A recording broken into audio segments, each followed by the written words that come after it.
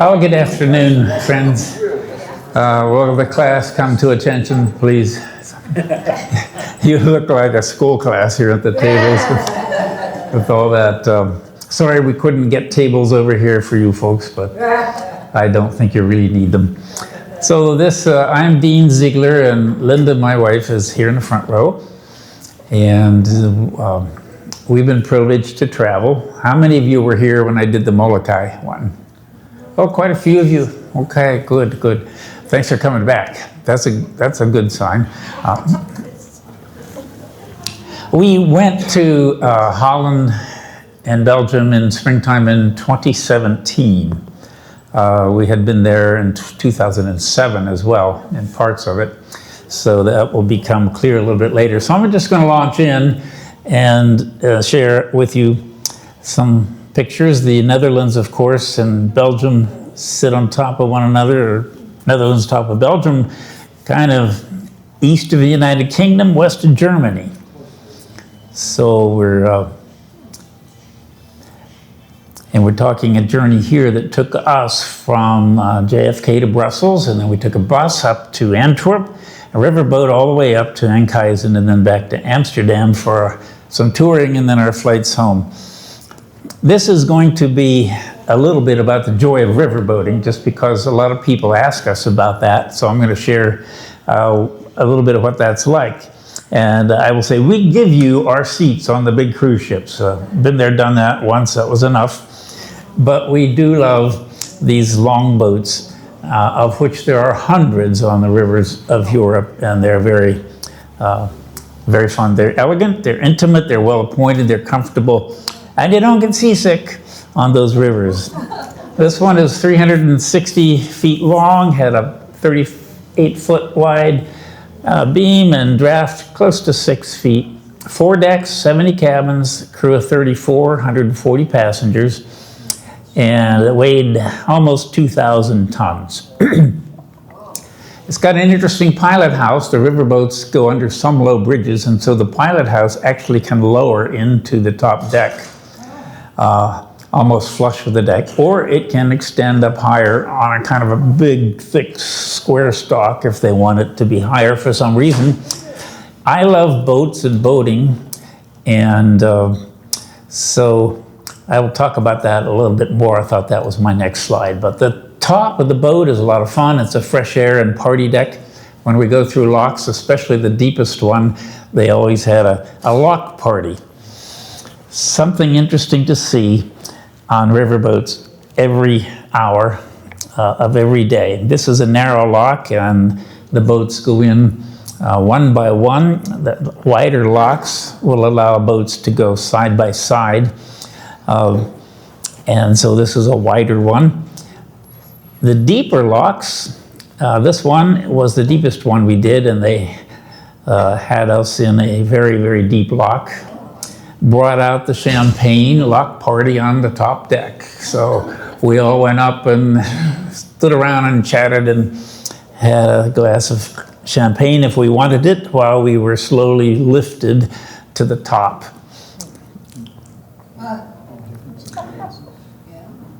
Just one of the features of the Grand Circle tours. Here, Captain, I forget his name. There were a couple captains. This is the bigger, heavier guy.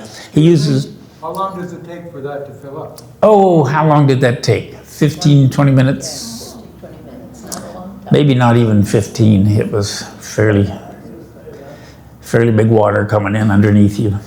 Captain X uses an outside helm when you're in there. He kept that boat 2 feet from the sidewalls the entire time. We weren't tied to anything. And he's using special hand gestures here. Can you see his hand up there by his chest to signal someone further down?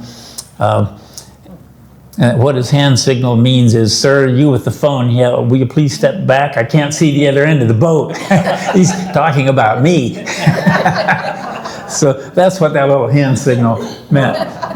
He's pointing backwards like, get out of my way. Well, let's continue on. Dock space in all of these ports is often limited, and so boats raft up, as they say.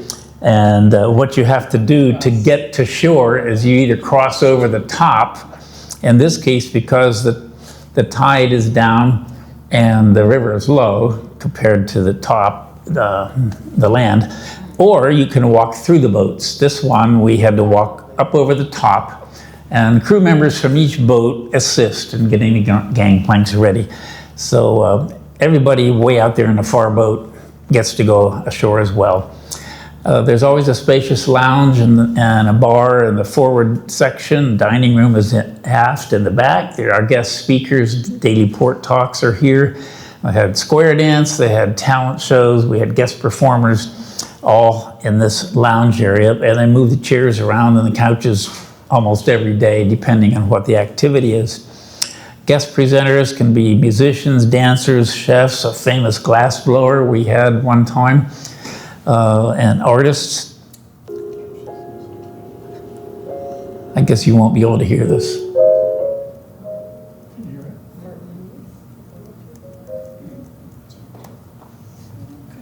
I'm going to move on because it wasn't getting as loud as I'd hoped for.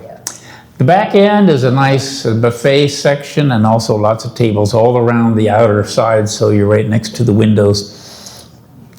Dinner is always artfully presented.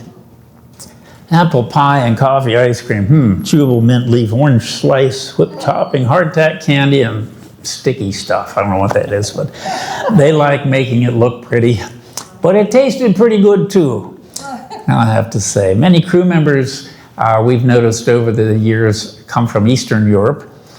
This was a very funny young man who was from Ukraine. I hope he's still alive today because he may have had to go back and be in that awful war.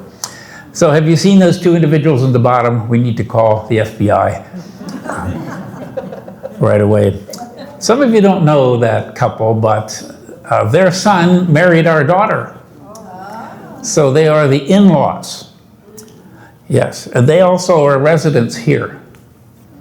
In fact, they live in the same building that we do. Worse than that, same floor. In fact, our apartments are side by side. We share a common wall. So that is Dave and Barb Wagner, and you may see them a couple times again. A little bit about the riverboat. The cabins are 150 square feet, very compact. They're doubles, upper decks are pricier. The cheapest cabins are way down in the front of the boat at the bottom level, and that's where you learn about bow thrusters. They got a big hole through the front of the boat and a motor and propellers in there that will push the front end of the boat sideways. And so it really helps to position the boat where they want it. But when those thrusters came on early in the morning, like 4 or 5, when they were going to get an early start, it sounds like 3 diesel engines starting up all at once. So that's why those rooms are not very expensive down there. Behind me, to my right and left, to the right is a bathroom with a shower, and on the left, it's out of sight, is a desk and a closet and shelves. And during dinner, the stewards come in and they make your beds up by flopping down. You see those wooden sides here? They flip those down and those become your bunks. And there's window washers that kept our views pristine, and we tried to keep their views respectable. Because since they were right there, they certainly had a good view inside our cabin. Yes, I loved the boats, and I talked the captain, the other one, into giving me a private tour. An actual turn in the captain's seat as well. Can you believe that? It really wasn't that hard to drive the boat, especially when it was docked. But I'm telling you, in my first trip, I did steer the boat for about a mile by myself down the Rhine River. You see the yellow arrow on the top right there, the captain's epaulette there, that's the captain standing over me, making sure I didn't run it into another boat or something. But he said I did pretty good. I want you to meet our tour guide, Marja van Bemmelen. She looks like a model, doesn't she? She is a model. She's got a lot of print and video ads in the Netherlands to her credit. One of the most vivacious, energetic, full of joy persons I've ever met. This was an ad I found online, a shoe store apparently. That's Maria. Here's a toothpaste ad. That's playing around, I guess. But Grand Circle Cruise Lines assigns 3 program directors per ship or boat, which is 140 to 160, 120 to 160. We had friends that wanted to go on a riverboat. We recommended Grand Circle. They ended up going Viking because the boats were a little fancier.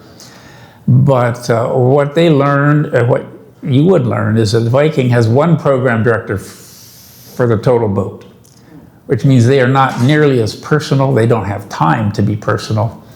Whereas we had 1 per busload, because when we'd stop at a port and we go on land for our trip for the day, we'd often get in a motor coach and go, and Maria would go right with us and talk. So we were with her through the entire riverboat trip, start to finish, and that doesn't happen on Viking. Viking's prices are similar, but their trips are about 3 days shorter for the same price. And our friends learned that as well after they'd booked with Viking. So there were the 3 program directors for our boat. Where we started, Antwerp, it has eclectic architecture, as cities do in Europe, depending on what happened during the war especially. First view off the boat was this flood control structure. If the Scheldt River floods, these gates will close as needed, and it brings the whole river up and down the city on both sides and prevents the flooding. Maria was a master at finding things to show us or introduce us to on the street. I mean, she improvised constantly. Here she found some school kids. So tell us about your school. All right, let me tell you about these people. They're from America and they're here on a tour and I'm their leader, and so on and so forth. And boy, does she do a good job of it. We were right there where there used to be a huge castle, Steen the Rock. It was built in 1200. It's no longer there, but this gateway to it, which looks like a castle itself, is still there. And this big sculpted man is a legendary giant and trickster whose folk tales were very popular in the city of Antwerp and the countryside, much like our Paul Bunyan tales used to be told. So that's who that fellow is. This is the main square and has an interesting statue there. Guild houses were built in the 1500s. You know that the Dutch Empire at one time was a leader in commerce. The Dutch East Indies Company, they were masters of the sea, and the guild houses were centers of a lot of the developing commerce as it was internationally evolving back from the Middle Ages on. They are proud of their Cathedral of Our Lady. It was cloudy this day. Not a huge cathedral as it goes, but there's an ornate tower. I'm going to go back in time to 10 years before, when we ended up in Antwerp to leave the country and go home. And it was a most beautiful sunset, and I had a gorgeous view of the tower from the top deck of the boat. So I sat there and took pictures until the sun was clear down. It was too long, and I'll show you 3 out of the 300 or 400 that I took.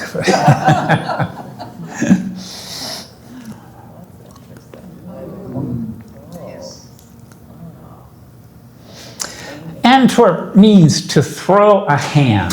What an odd name for a city.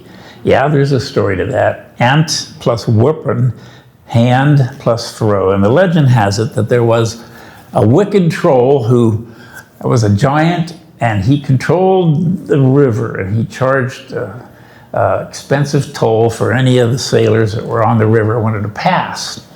Well, if they wouldn't pay the toll, he cut off their hands and he threw their hands in the river. Yeah, grisly. So there was a Roman soldier, Servius Strabo, I think was his name. He overpowered the giant, cut off his hand, and threw it in the river. And so then the land was free of this wicked giant.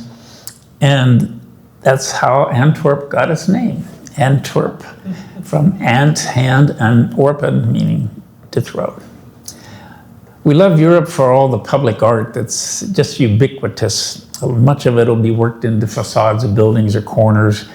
This one was recently created because when we were there in 2007, it was not there. And we came back 10 years later, 2017.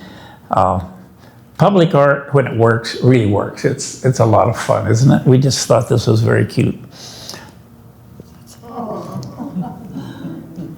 Kids will romp and play on it.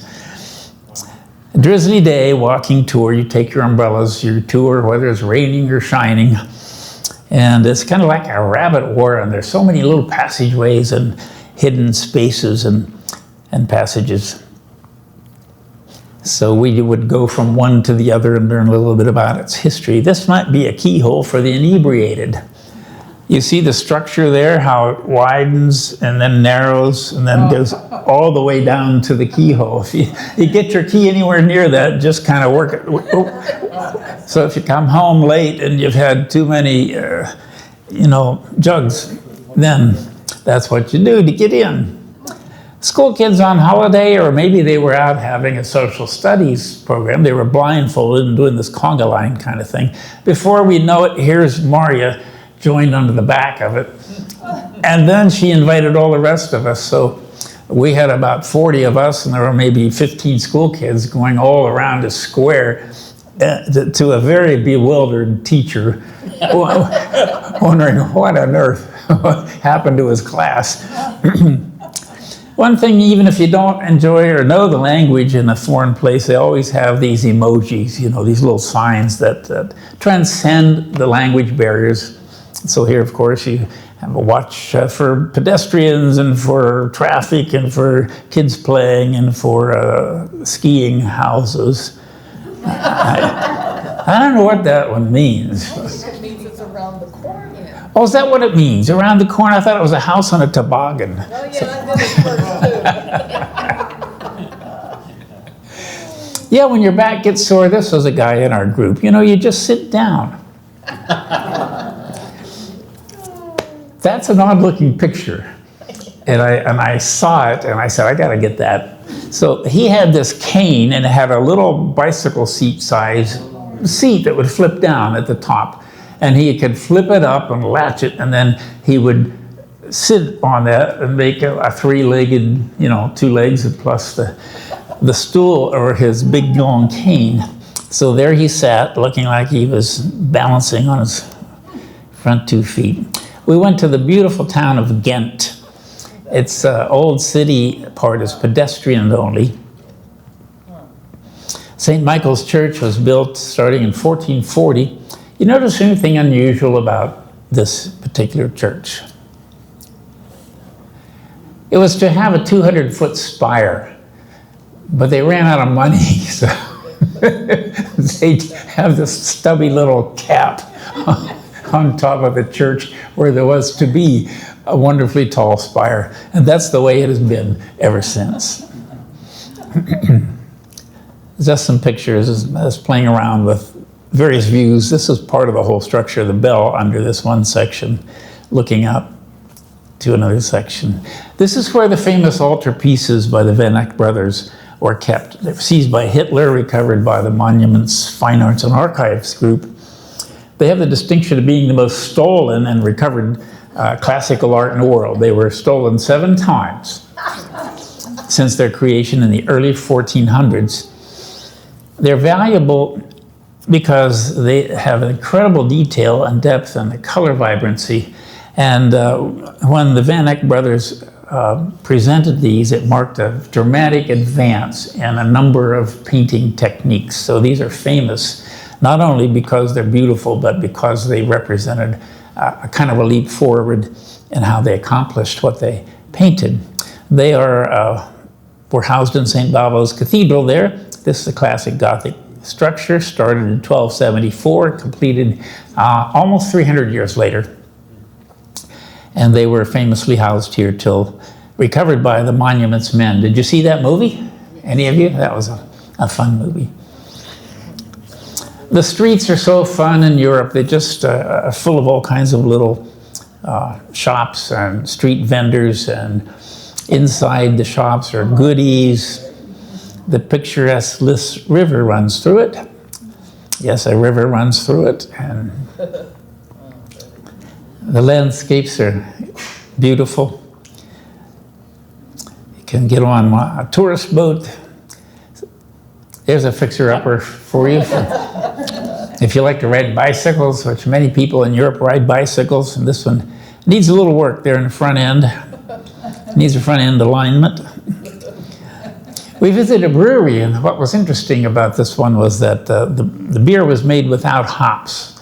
It was all special spices and other materials. And this looks like Groot, but it rhymes with bright. It's bright. It's a very traditional herb mixture. So we had 4 different samples, and they ranged from light to dark. The darkest one tasted very similar to root beer. It reminded us. We visited an azalea farm, and there were a lot of azaleas there. They were getting ripe for the spring sales. And it was a family-owned business. We enjoyed hearing how they started each plant and how they got it ready. Here's the haircut machine. They go in a little bit scraggly and they come out all looking rounded just the same as all the rest. And I mean, there are thousands that come from the warehouse on the right side picture. They are coming in. That's 2 pictures, by the way, side by side.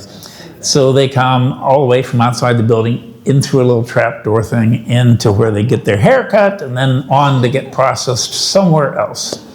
Well, let's leave that. Go on to the first town we visited in the Netherlands, leaving Belgium, called Veer. It's a beautiful artist's paradise kind of town. The great church has not functioned as a church for quite some time. It is now the city hall. It has lots of offices in it, but it still is beautiful inside in many ways. This is what the word quaint was invented for, this little town. And we walked its brick streets. No explanation needed.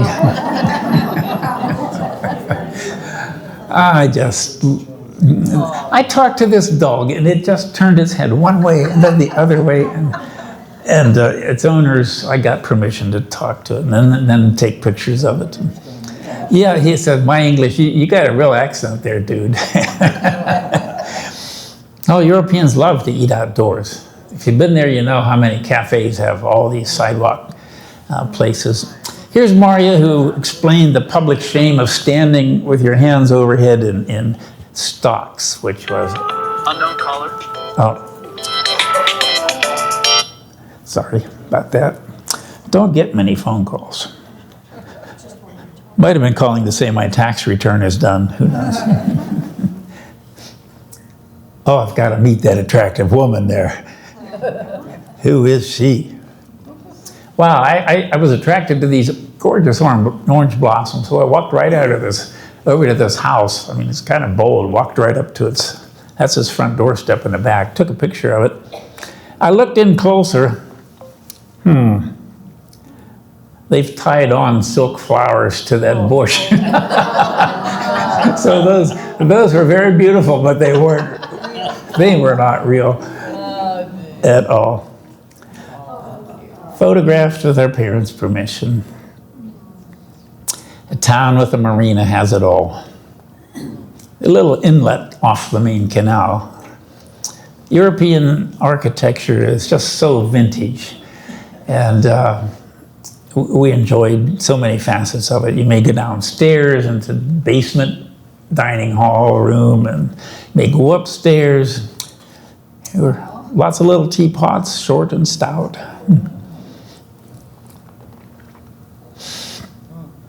Spice fragrances. We went on to Rotterdam, which is the rebuilt city.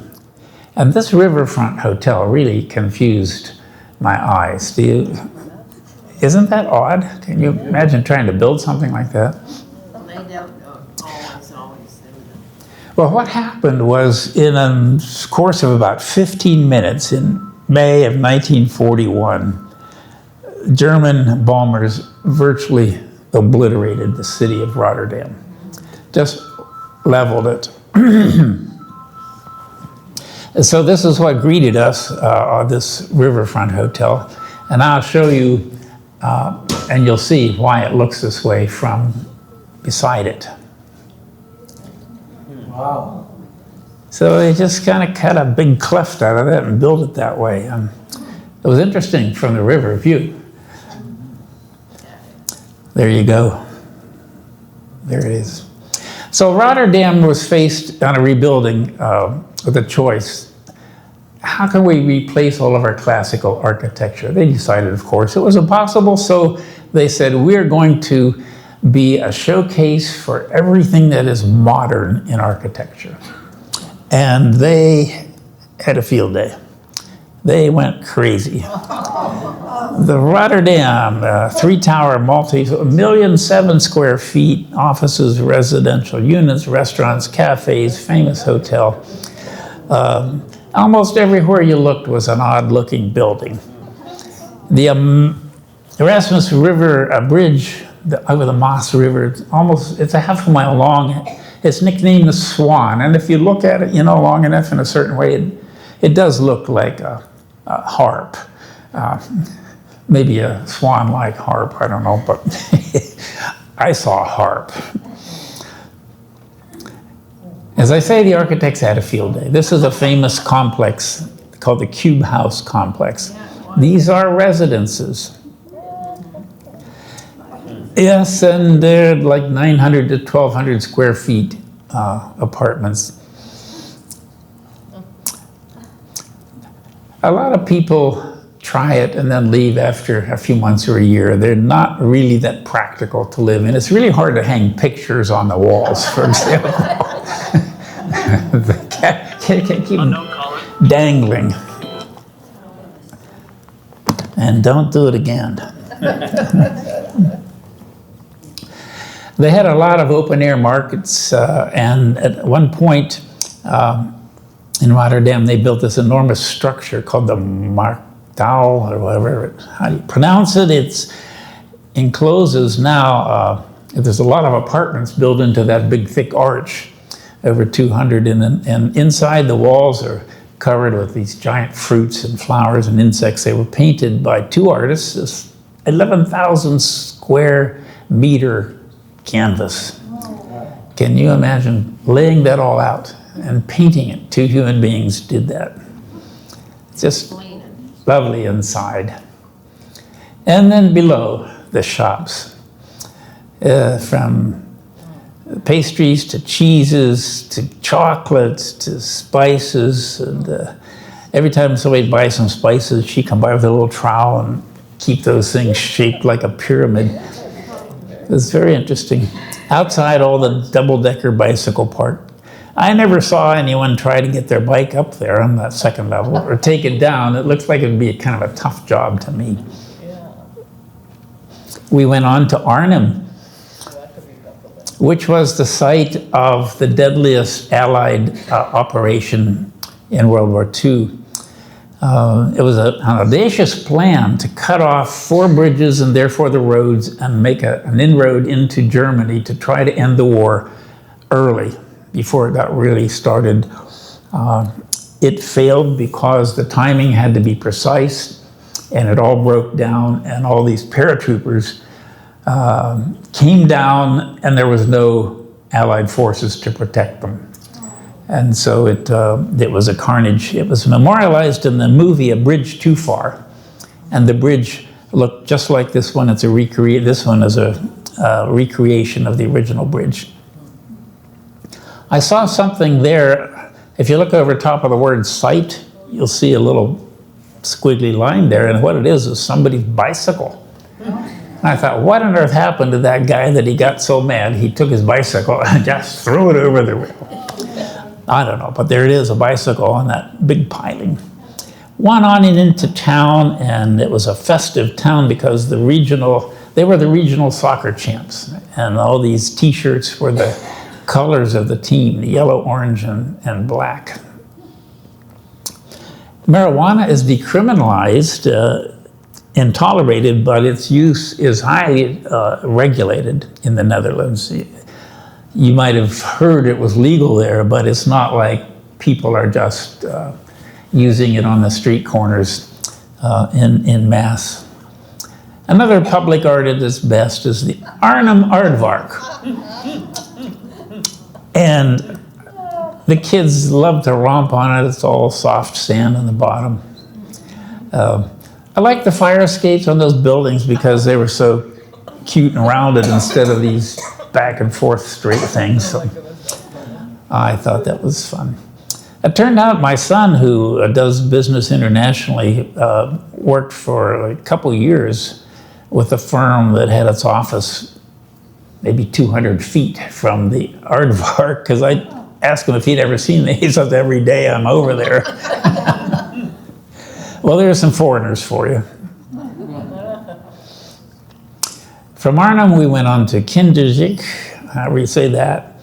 I saw, as I was going off the gangplank, this bird hovering, just hovering.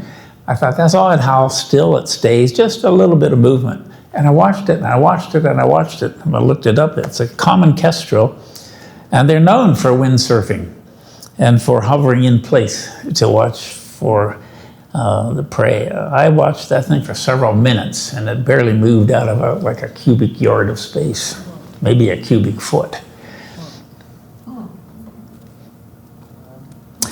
This is what you remember about Holland from grade school, isn't it? These windmills.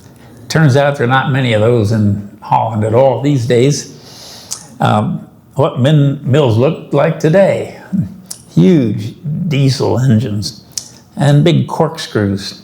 Because the battle with the sea never ends in the Netherlands. The groundwater seeps through the earth. It's got to be pumped back out to keep the land firm. Did you know that approximately 17% of the landmass of the Netherlands was once underwater? They have reclaimed it from the sea. The sea is a vast sea, but average was 30 feet deep. It wasn't very deep for hundreds of square miles. In fact, they reclaimed 2,600 square miles of solid land, which they now use as land from the sea. They're called polders, these big oblong tracts with canals that divide them one from the other. Pump the water out and let the dry land dry out. Fascinating to see their engineering. But first, some refreshment for the journey. This fellow was making on the spot these beautiful little briquettes of sweet pastry. Pour them in, and they'd bake in a matter of a couple, 3 minutes, and then he'd sprinkle them with sugar to eat them nice and hot. The windmills are live-in structures for those who tend them. There's a front door, and there's a back door. Usually they have a little boat to get around the canals. They had to be massive. They had to be durable because they pumped many, many tons of water to keep the polders dry. And this is a section which is set aside for preserving the history, the heritage of the early windmills that helped to give the country much more land than it once had. The one on the right is not a live-in structure, whereas the other ones are. This one has been recreated as a little more modern version.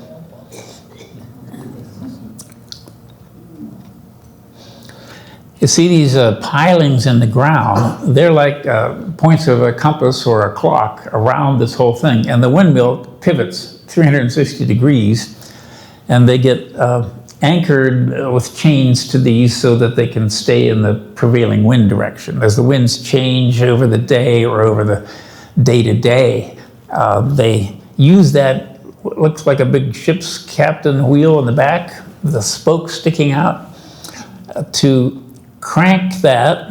You stand on that little platform with one foot, you use your hand and your foot to turn that wheel, because you're moving a massive structure. And it's geared so that a single person is able to do it. It takes some time. And they get it turned around, and then they chain it up again where they want it. They transfer the power from the top, which comes in horizontally, to a vertical shaft, re-gear it to turn it into horizontal motion again, and turn up a wheel, which scoops the water out. The positions of the wind vanes tell a story, whether it's a celebration position or a sorrow position, or a working position or a resting position, because they don't always have enough wind to move, and so they'll stop them for various reasons. Question? Yeah. How old is that technology? I'm going to say hundreds of years old. I don't know exactly, but it goes back quite a ways. They have large wooden gears. These are the traditional ones. They're sculpted out of very dense hardwoods, and they have replaceable gear teeth and cogs. That drive shaft in the middle, this thing was spinning so fast that it was just a blur. And we went up through on our first trip. There's a very large water wheel which keeps the water moving. They have recreated an entire historical village here, which was a lot of fun. It wasn't there the first time we were there. I'm always being smart and walking behind somebody to stick my hands up behind their head if they're taking a picture of someone else. And I saw these Chinese tourists, and one of their party was just ready to snap it. So I leaned over and did that, and they all grinned and laughed. And they thought that was quite fun that I had done that. It got them some nice smiles, so I think the photographer was happy. Had a canal ride. I want you to notice this is 2007. We got back on the same boat 10 years later. Guess who's operating the boat? It's that same woman. What a surprise to find this duck still there. I mean, he was just a duckling back in 2007. I'm up to Enkhuizen on the edge of this northern seaport where they've reclaimed the land. This is a huge museum town. But first, Mario found somebody in the street to talk to who happened to be a magistrate who invited us up to view his historic courtroom with paintings hundreds of years old, a beautiful ceiling painting. So we'll get a tour on that. Coming out, we noticed all the blossoms. And what's with that building in the background? Yeah, it doesn't look real plumb, does it? A lot of the buildings in the Netherlands will show some sinking one side or the other, and they have a hard time keeping them straight. You see those wide paddle-like structures. Those are not paddles. Those are called lee boards, and the Dutch used them to keep these no-keel boats or shallow-keel boats from slipping sideways when they were sailing downwind. They had a way of putting them out on the water, helping to keep them moving in the direction they wanted. They're foils, reduce the sideways drift. And these are all scale dimension, not quite full scale size dimension, but they have a complete village with, blacksmith shops and little canals. And these kids had put on, you can rent little costumes and pretend you're little Dutch kids milking the cow. So they actually had a pail and little rubber teats under there so the kids can come under and try to squeeze out some chalk-colored liquid like it was milk. If it ran dry, I don't know whether you'd call that an utter failure or would that be a milk dud? So more scale model structures. The kids can pretend they're operating one of the modern screws that pump the water out with the big engines. And smoked herring, which was a staple for centuries. They have a way of trimming these trees so that they're only like two-dimensional. all the limbs go off to the side. We saw those a lot of times in those countries. And I can't not take a picture of a dog. If I see a dog, dogs and kids, I just love taking pictures of them. One of the features of Grand Circle tours is that their tours always include a visit in the home of someone local who lives there. And they guarantee that at least one of the family members will be able to speak English so you can converse. You may or may not take a little gift with you. They said it's totally optional. We always take a little bottle of maple syrup from Old State Farms, which is run by the children of a kid I went to school with all the way through seminary. So we take our maple syrup, and we went to the house of this woman on the left, and they have a little afternoon tea-like thing. You're there maybe an hour to two, and you tell stories back and forth about our country, and she tells us about her country, and she had some pastries and goodies for us, and she walked us back to the boat. When we were in Italy a year ago, we had a complete full dinner cooked, authentic Italian cooking with this family, and it was amazing. But usually they are afternoon type gatherings. We're going to finish our tour in Amsterdam. I know you want to see some flowers. They're coming. They're coming. That museum on the bottom right is shaped like a ship, Museum of Science. Bicycles, oh my, the bicycles. You've heard of bicycles in the Netherlands and Belgium. Hundreds of people, tens of thousands of people ride them. Young people, old people.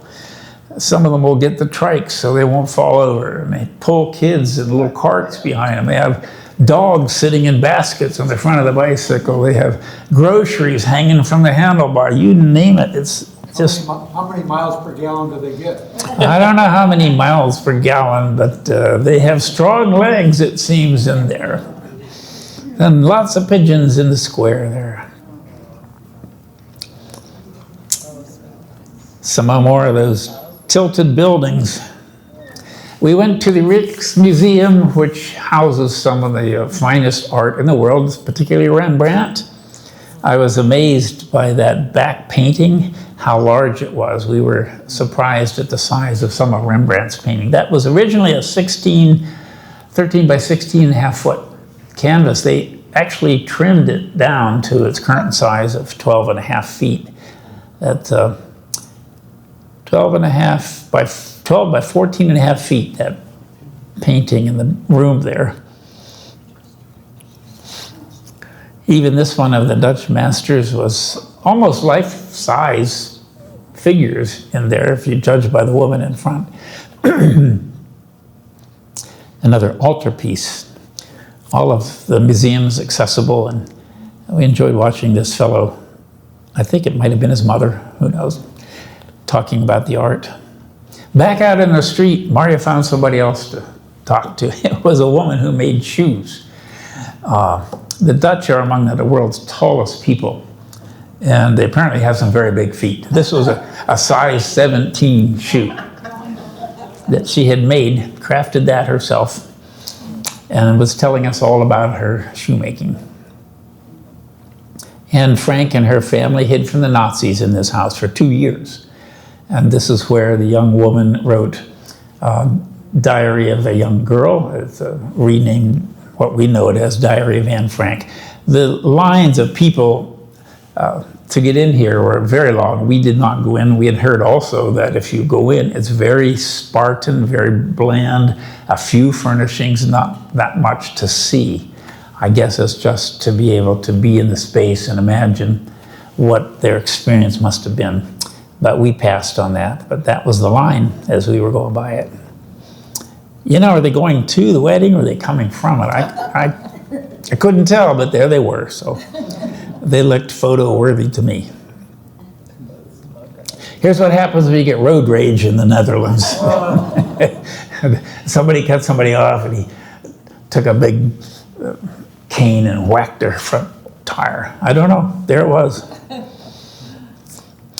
they have all these canals, and the city is laid out almost like spokes, like a wheel. And we did take a lovely canal boat ride. Mary and Maria gave us commentary, went under these bridges endlessly, just one after the other after the other. These look like the waterways are empty. They were so full that there were traffic jams all the time. There are 7 bridges here, if you count the top left corner as the one that we're going under. If I'd enlarged this, you could pick out all 7. But here's what it looked like most of the time. We were coming around, had to, which boat would go through first, some of them back up, and then they were able to, those boat operators were very skilled.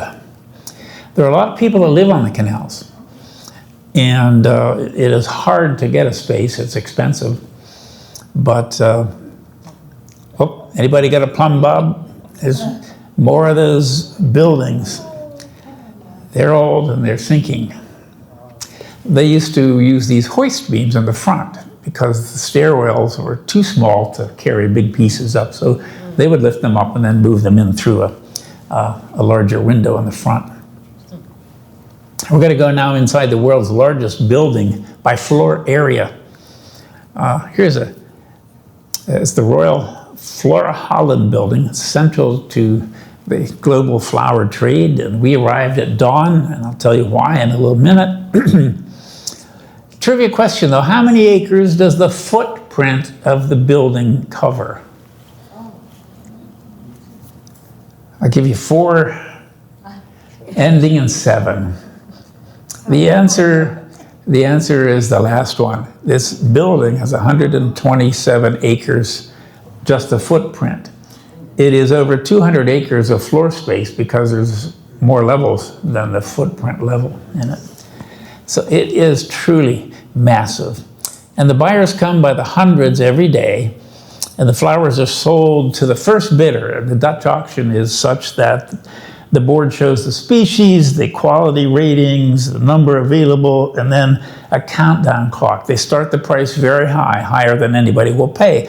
The price clicks down, until someone says, I've got to have that many of that one. And they put the bid in, and now they own it. It's an interesting way to do it. You don't have to wait around to see if somebody else is going to bid something up. Competition is swift. There's a couple hundred people just in this sales hall. And from successful bid to leaving the premises of the property is 1 hour. They'll have their flowers on the dock and loading. And I didn't take a picture of the hundreds of semi-trucks that were parked around the perimeter where we came in through the long entry drives. 43 million flowers a day go out of this place. And they're shipped all over the world, even more around holidays. These big carts come down on tracks, and it's all computerized, and they'll turn into different, you see the wavy parts in the bottom there. Highly automated flowers by every species imaginable, coming down from a different level. Excuse me. And then pulling the orders is so fun to watch. Now this one section of the building, which was bigger than any Walmart superstore you've ever been in, it was just a little part of this 127-acre building, had an elevated walkway. It must have been a quarter of a mile long, it seemed like it. And you could look on one side, and you could look on the other side, and all of these flowers were then, these guys with these little electric tow carts or engines were just zipping around like ants in a colony.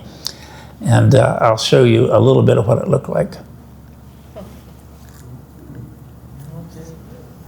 They were very good drivers. We never saw anybody hit anybody or else or anything. And they would zip in front of one another and turn and go here and there. Really? She drives me crazy. They didn't want to put on the brakes. And so they're going and getting the flowers that somebody has ordered on from that big screen, and so they can get them out to the dock and ship them where they need to go. Wow, it was amazing to watch. Yeah, look at them intermingle, just go on and on. We got some free tulips. At a family-run tulip farm. It was a lot of fun. Grand Circle focuses on the local and the everyday in their trips, as well as the famous spots that you always go to see.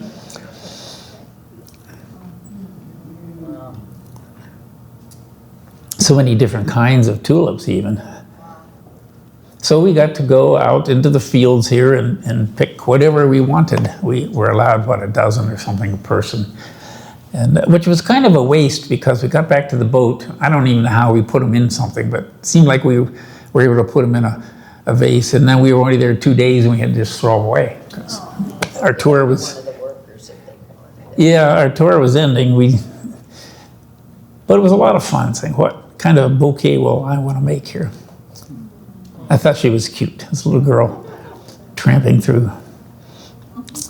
You know, that's some straight tractor driving, folks. Look at that. Wow. Very fertile land. It's sandy mix.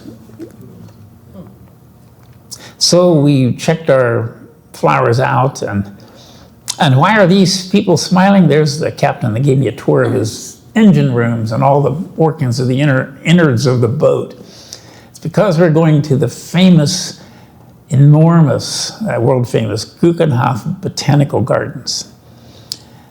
It's a breezy, chilly layer-up day. This is how we looked, what, almost 10 years ago, 9 years ago, 2017. And we were teased by the parking lot flower beds.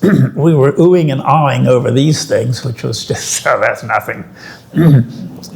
But they were still very beautiful. It took us only 5 trips to Europe together to learn to get along with the in-laws. Now we live right beside each other in Belfort, so we get lots of practice. We're making steady progress. We had to introduce ourselves at the beginning of the riverboat trip once. We're all in the front lounge, and when it came our turn, the Wagners are sitting beside us, and I said, well, we are here with our daughter's in-laws. They're sitting over here, and we've been doing something, it's a little like aversion therapy. If you get used to something a little bit at a time, you come to not only tolerate it, but even appreciate it. And we're on our 5th trip now. We think it's working. Barbara threw something at me. Yeah, Jack and Angie Kirkloff planted these.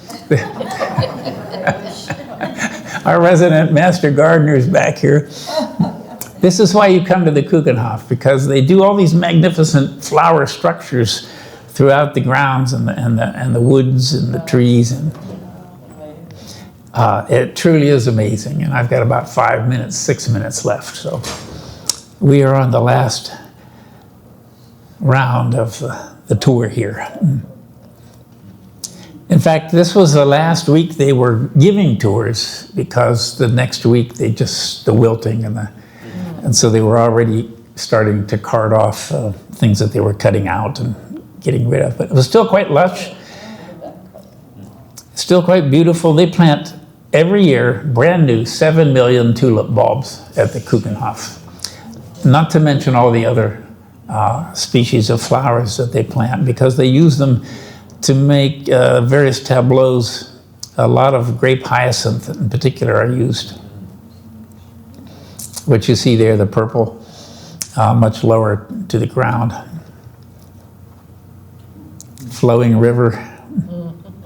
That's the Rhine River. You recognized it immediately, didn't you? Tributaries. Yeah, tributaries. Yeah, really, it's amazing. I'll stand back and look at this. Yeah.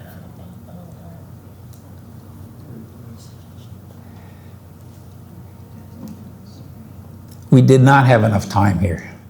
There was an entire building dedicated to orchids that Linda and I never got in because I had to take so many pictures outside. I'm still apologizing to my wife every time I remember it. The size of those blooms were amazing. Those are about almost the size of modest-sized cantaloupes. They were huge. Kinds of colors. And we did get in this indoor section, like almost greenhouse-like, in which they would display flowers, and you could buy all kinds of pots and planters and vases and whatever, however you say it. Some beautiful white grape hyacinths. Typical of how they had them displayed. The flowers were fresh. These were no silk flowers, like were tied onto the bush I took a picture of. But just beautifully displayed. Oh, there's that gorgeous woman again. This is where I first met her face to face. Not exactly. That was about 57 years ago.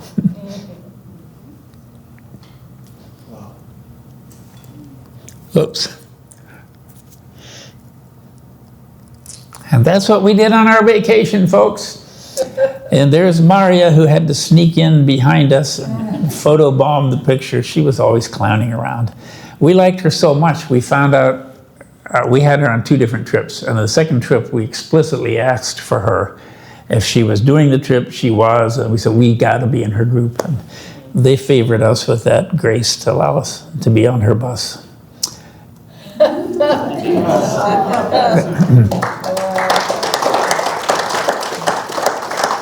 Now I have 2 minutes left. Thank you. That's very, very kind of you. I'm glad that you enjoyed it, or else you were just faking that. But no, if you're interested in this tour company that we call Grand Circle, this called Grand Circle Tours, it was founded by the person who founded the AARP organization. And she founded it for senior travel. They have a subsidiary called Overseas Adventure Travel, which is for younger clientele generally, because they're more vigorous trips, require more walking, more climbing, and so forth. But we have 2 trips coming up. Others are welcome. If you were happen to sign up for one and use our name, you'd save $100, and they'd give us a credit of $100. But Lynn and I are going to, we're privileged to go to Alaska this summer in June, God willing. Trip from Fairbanks down to Seward to Kenai Fords and back up to Anchorage to fly home. It's a 2, 4, 6, 8, 9 night trip. Then in October, we're going out to Grand Canyon, Bryce, and Zion National Parks for a land tour there. Salt Lake City down to Phoenix.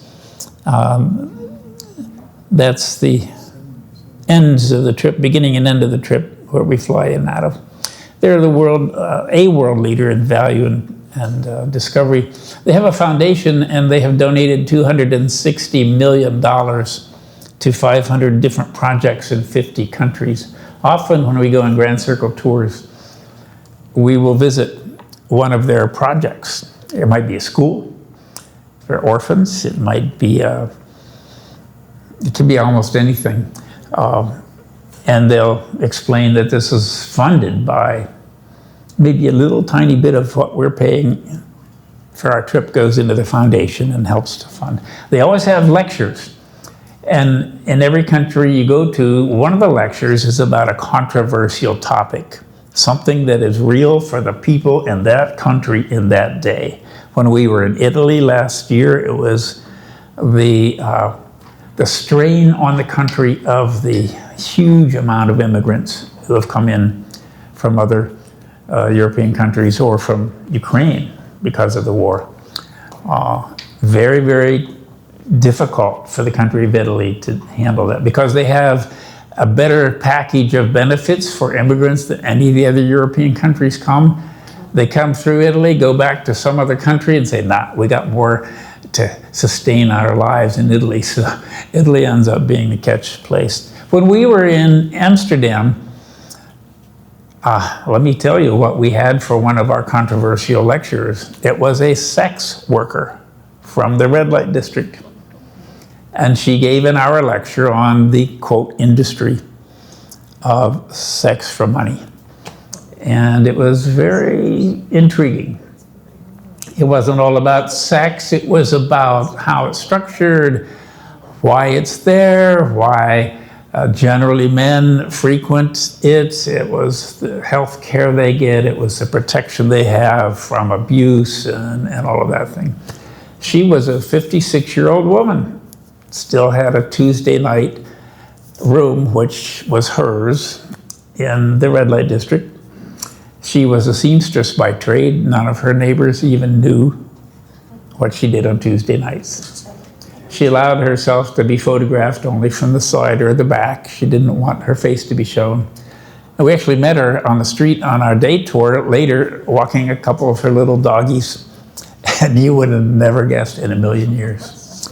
But when I say Grand Circle exposes you to a very educational side of their trips, that gives you a little bit of flavor of what they do. They are award-winning every year, year by year. They get a lot of awards for their travels. And that truly is the end. Thanks for coming again. There will be 2 more in this calendar year, but they'll be in the fall. And one is Arches and Canyonlands National Parks in Utah. And what was the other one going to be? It's either Costa Rica. Oh, no, Canada, from Calgary to Vancouver, Canadian Rockies, and the Ice Highway all the way through 2 or 3 provinces. So that's coming up in the fall. It'll be probably in your life and times. Thanks again. Thank you. God bless.